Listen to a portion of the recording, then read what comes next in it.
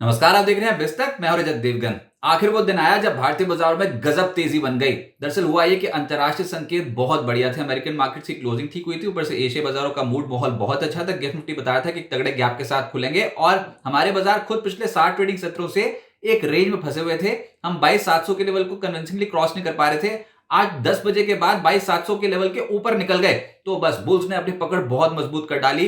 एक gap up हुआ, अंतरराष्ट्रीय संकेतों का सहारा मिल गया, 7 सत्रों की ट्रेडिंग रेंज टूट गई। कुछ इंपॉर्टेंट नंबर्स भी आए, जैसे कि FY25 के नेट डायरेक्ट टैक्स कलेक्शन में 13% का इजाफा हो गया। 21.27 लाख करोड़ रुपए की फिगर दर्ज हुई है इस बार, और यह आंकड़ा बहुत बेहतर था अर्थव्यवस्था के लिहाज से। फिर डॉलर के मुकाबले रुपए में मजबूती देखने को मिली। बाजार में सभी सेक्टर्स में खरीदारी एकाएक बन गई, लेकिन जो डोमिनेट कर रहे थे शेयर उसमें था ICICI bank, HDFC bank, L&T, M&M। यहां पर तेजी बहुत जबरदस्त थी और बाजार को इन स्टॉक्स ने सपोर्ट किया है।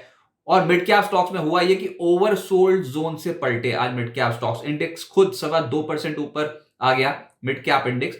और बाजार पे बहुत सारे स्टॉक्स ब्रॉडर मार्केट्स में संख्या तो ऐसी थी, अगर एक शेयर गिर रहा था तो 3.5 शेयर चढ़ने वाले थे NSE के। तो आज अच्छी तेजी बनी। इंटरनेशनल इवेंट्स में यूएस फेड की पॉलिसी आनी है, बैंक ऑफ जापान की पॉलिसी आनी है, उससे पहले स्टेज तैयार है। बुल्स ने अपनी पकड़ कर दी है मजबूत। डोनाल्ड ट्रंप और व्लादिमीर पुतिन के बीच में एक टेलीफोनिक कन्वर्सेशन भी होनी है और उसका भी इंपैक्ट जो है वो मार्केट पे देखने को मिल सकता है। लेकिन आज बुल्स डोमिनेट कर रहे थे। ओपन हुए 22,662 के लेवल पे, एक डिप आया 22,599, नाम मात्र का डिप था। मैक्सिमम तो आज खरीदारी के सौदे ही देखने को मिले हैं और 10 बजे के बाद तो बाजी ही पलट गई। जो लगातार तेजी देखने को मिली भारतीय बाजार में आज, उसमें 22,857 चला गया बाजार। निफ्टी ने जो 22,857 का स्तर हासिल किया, ये जाते जाते किया, यानी कि दिन की ऊंचाइयां छूते छूते बंद हुए। आप 22,834 के लेवल पे क्लोजिंग दिखा दी। 325 पॉइंट्स के तगड़े गेंस निफ्टी ने दिखाए। 1.5% बैठता है ये। परसेंटेज के लिहाज से निफ्टी बैंक लगभग 2% चढ़ गया। 960 पॉइंट्स का गेन एक ही दिन में। 49,314 के लेवल की क्लोजिंग और सेंसेक्स तो खुशी के मारे 1,131 पॉइंट्स बढ़ गया। 75,301 के लेवल पे हुआ है बंद। तो जो तनाव था वो आज तनाव बहुत रिड्यूस हुआ है। लगातार हमने हड़कंप मचते देखा है मार्केट पे, लेकिन अब इन लेवल्स पे आके हम पिछले कुछ समय से देख रहे हैं, इनफैक्ट मार्च सीरीज से ही देख रहे हैं कि आप अच्छे लेवल्स पे आते चले जा रहे हो, तेजी बन रही है, एक रिलीफ रैली है। ओवरसोल्ड जोन से स्टॉक्स पलट रहे हैं, लेकिन चलो 5 महीनों की गिरावट के बाद अब तेज तो हुए और मार्च सीरीज के अपर मोस्ट पॉइंट पे पहुंच गए हो, सबसे उच्चतम स्तर पे। एडवांसेस थे निफ्टी के 47 और गिरने वाले थे 3 स्टॉक्स। अगर ब्रॉडर मार्केट्स पे देखोगे NSE पे, तो चढ़ने वालों की संख्या थी 2,288 और गिरने वालों की संख्या मात्र 646। निफ्टी पे जो सबसे तेज हुआ वो था ICICI बैंक, 3.25% ऊपर, L&T 3% ऊपर। फिर श्रीराम फाइनेंस 3% चढ़ गया। M&M, टाटा मोटर्स जैसे स्टॉक 2.5% से 3% की दौड़ लगा गए। चढ़ने वालों की संख्या तो ज्यादा है ही, लेकिन जो हल्की गिरावट के साथ बंद हुए उसमें बजाज फिनसर्व, टेक महिंद्रा, भारती एयरटेल शामिल हैं। यहां पर थोड़ा दबाव देखने को मिला।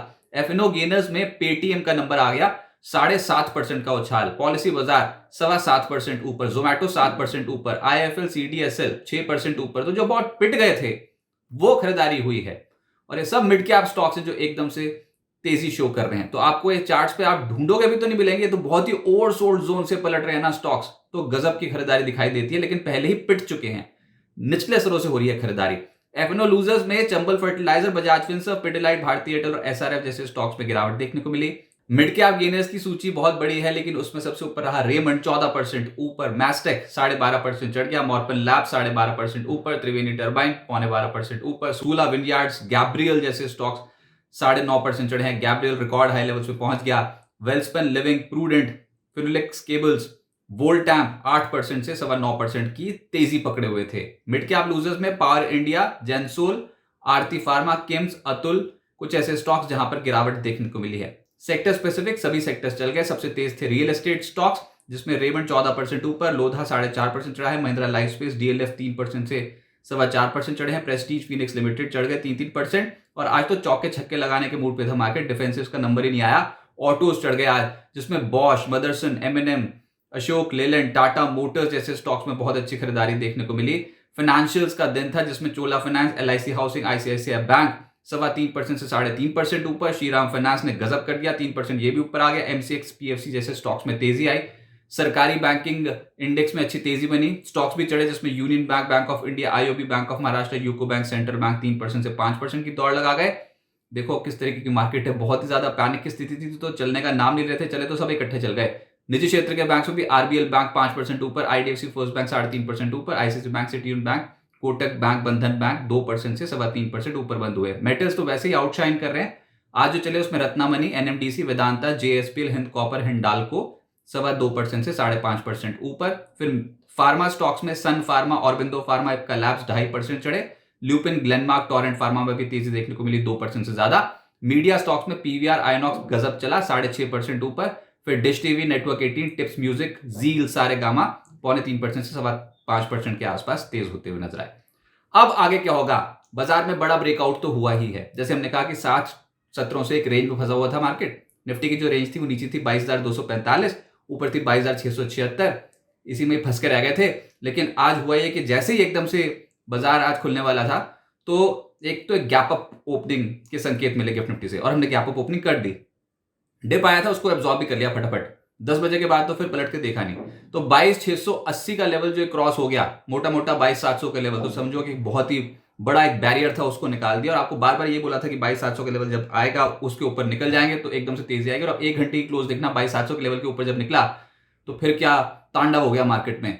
संस्थागत निवेशकों की शॉर्ट कवरिंग हुई ये बात कि संस्थागत निवेशक जैसे कि एफआईएस कैश में तो बेचते चले जा रहे हैं। अब डॉलर के मुकाबले रुपया हुआ मजबूत थोड़ा सा, तो एफआईएस कैश में तो बेचकर बैठे हैं, लेकिन जो हेज करके बैठे हैं, चाहे वो एफआईएस हो या फिर इंस्टीट्यूशंस हो, संस्थागत निवेशक, तो हेज पोजीशंस थोड़ी सी भी कवर कर लेंगे ना तो बाजार को उसी का एक कुशन ऊपर चढ़ा देगा। और बिल्कुल वही हुआ।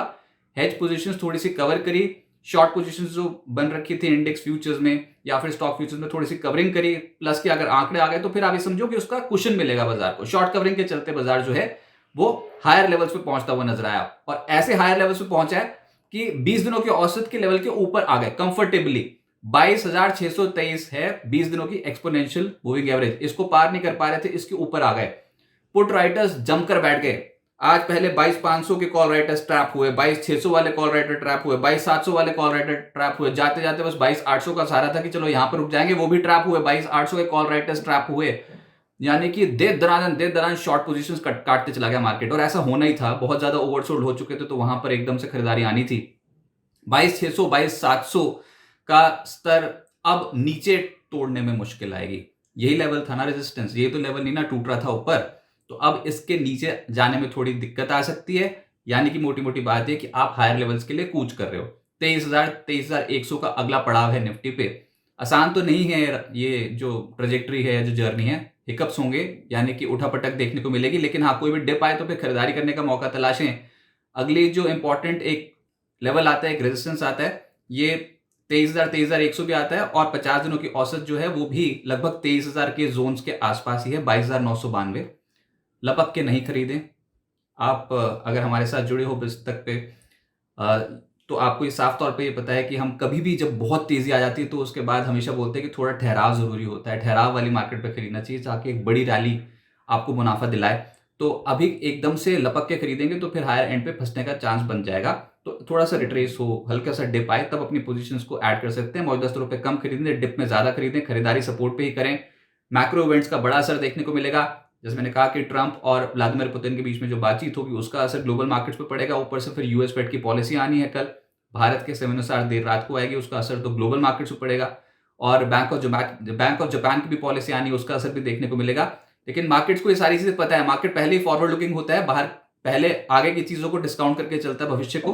और बाजार में फिलहाल जो बहुत ज्यादा पैनिक की स्थिति थी, आज एक रिलीफ रैली हुई तो बाजार में एक अच्छी तेजी बनी, इंपॉर्टेंट लेवल्स भी तोड़े, और ये जो बाजी पलटी है, उम्मीद करते हैं कि अब इन स्तरों पर बाजार थोड़ा सा स्टेबल होने की कोशिश करेगा। डिप्स में ऐड होंगी पोजीशंस, और आप भी जब सपोर्ट जोन्स के आसपास आए तो फिर खरीदारी कर सकते हैं। और सबसे बढ़िया बात ये कि सिस्टमैटिकली अपने पोर्टफोलियो में पोजीशंस ऐड करते चलें। बॉटम कब बनेगा कोई नहीं कह सकता, वापस जाएंगे नहीं जाएंगे कोई नहीं कह सकता। जो मेजर बेट लगेगी that will be on earning season, नतीजों के ऊपर बेट लगेगी, और उससे पहले बाजार पे एक राहत भरी रैली अभी देखने को मिली है, एक अच्छी तेजी आज मार्केट पे देखने को मिली है।